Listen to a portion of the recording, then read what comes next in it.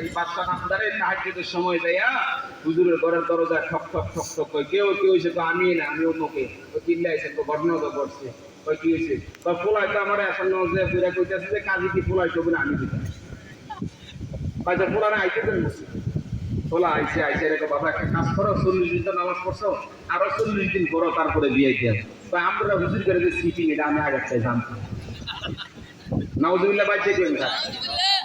কত কি আমরা কি সিটিং বাজি করলাম তো আমরা তো 40 দিন নামাজ পড়লে মায়ের বিয়ে দিবেন 40 দিন পড়া হয়েছে আমরা আরো 40 দিন করতাম ও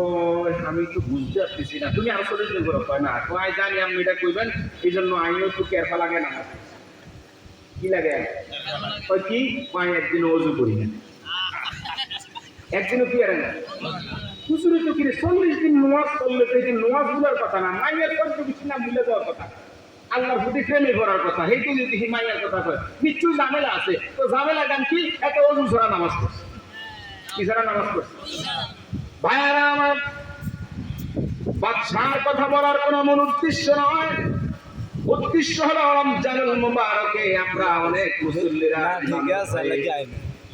সমাজের ভয়ে আমরা নামাজ পড়েছি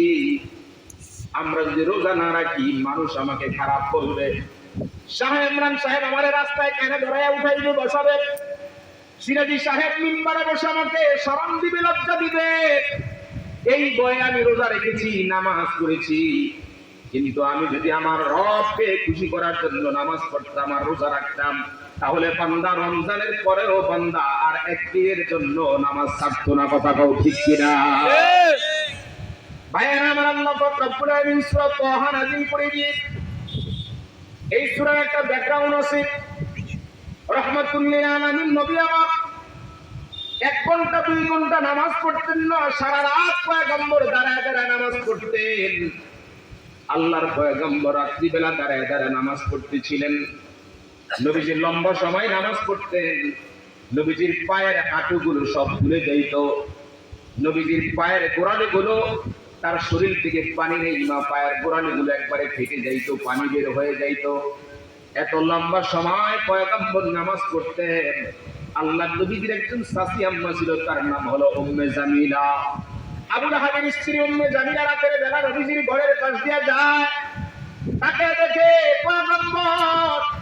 রাত্রি বেলা দাঁড়ায় দাঁড়ায় নামাজ পড়ে গুনগুন গুনগুন শব্দ করে কি যেন বলে আর চোখের পানি ছাড়ে